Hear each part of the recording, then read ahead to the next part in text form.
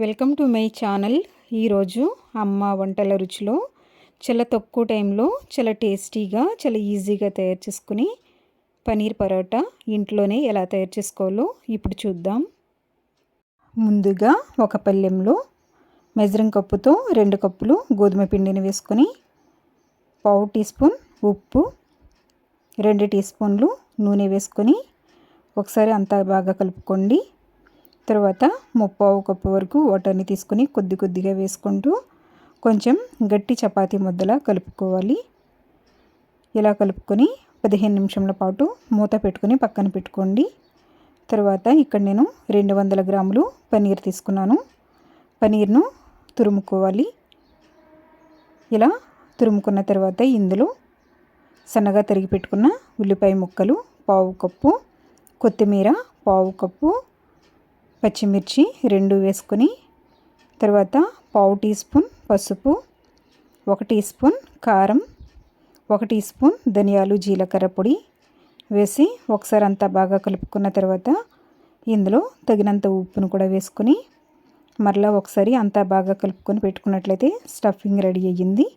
ఇప్పుడు మనం కలిపి పెట్టుకున్నటువంటి చపాతీ ముద్దను మరలా ఒకసారి అంతా బాగా కలుపుకున్న తర్వాత ఇలా చూపిస్తున్న విధంగా కొంచెం పెద్ద సైజులో ఉండలుగా చేసుకోవాలి. 2 కప్పుల పిండికి 7 నుంచి 8 ఉండలు వచ్చేటట్లుగా చేసుకోవాలి. అలాగే మనం ఎన్ని ఉండలు అయితే చేసుకున్నామో అన్ని భాగాలుగా పనీర్ స్టఫింగ్ని కూడా సెపరేట్ చేసుకొని పెట్టుకోండి. ఇప్పుడు ఒక ఉండను పొడిపిండిలో అద్దుకొని ఇలా చూపిస్తున్న విధంగా కటోరీలా తయారు చేసుకున్న తర్వాత మనం సెపరేట్ చేసుకున్నటువంటి ఒక భాగాన్ని ఇందులో స్టఫ్ చేసుకోవాలి.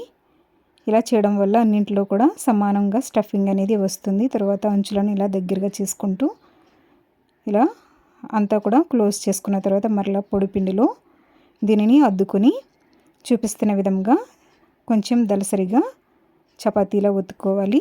మరీ పల్చగా కాకుండాను మరీ దలసరిగాను కాకుండా ఇలా చూపిస్తున్న విధంగా ఒత్తుకోండి.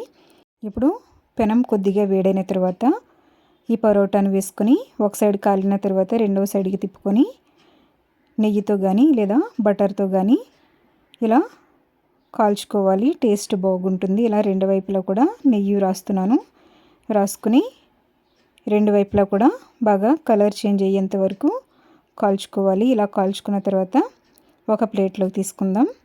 ఇదే విధంగా అన్ని పరోటాలను తయారు చేసుకోవచ్చు. మీరు కటోరీలాగా చేత్తో తయారు చేయడం రానట్లయితే ఇలా చపాతీ కర్రతో చిన్న పూరీలా ఒత్తుకొని మీరు స్టఫింగ్ పెట్టుకొని పరోటా తయారు చేసుకోవచ్చు. ఇలా కూడా చాలా ఈజీగానే తయారు చేసుకోవచ్చు. అంచులు అనేవి మంచిగా క్లోజ్ చేసుకోండి, లేదంటే స్టఫింగ్ బయటికి వచ్చేస్తుంది. పెద్దవాళ్ళకైతే నూనెతో కాల్చి ఇవ్వండి. పిల్లలకైతే నెయ్యి కానీ బటర్ కానీ యూస్ చేసినట్లయితే టేస్ట్ చాలా బాగుంటుంది. దీనిని పెరుగు చట్నీతో తినొచ్చు, లేదంటే ఆవకాయ పచ్చడితో కానీ ఏదైనా పికిల్తో తిన్నా కూడా చాలా టేస్టీగా ఉంటుంది. దీనిని బ్రేక్ఫాస్ట్గానైనా తినొచ్చు, లేదా లంచ్ కానీ డిన్నర్గా కానీ తీసుకోవచ్చు. చేయడం కూడా చాలా ఈజీ. మీరు కూడా ఒకసారి ట్రై చేసి ఎలా వచ్చిందో ఫీడ్బ్యాక్ పంపించండి. ఈ వీడియో మీకు నచ్చినట్లయితే లైక్ చేయండి, మీ ఫ్రెండ్స్కి రిలేటివ్స్కి షేర్ చేయండి. మీరు ఫస్ట్ టైం నా ఛానల్ని చూస్తున్నట్లయితే మరిన్ని వంటల కోసం అమ్మ వంటల రుచి ఛానల్ని సబ్స్క్రైబ్ చేసుకొని పక్కనే ఉన్న బెల్ ఐకాన్ కూడా ప్రెస్ చేయండి. అప్పుడే నా వీడియోకి సంబంధించిన నోటిఫికేషన్ ముందుగా మీకు వస్తుంది. Thank you for watching my video.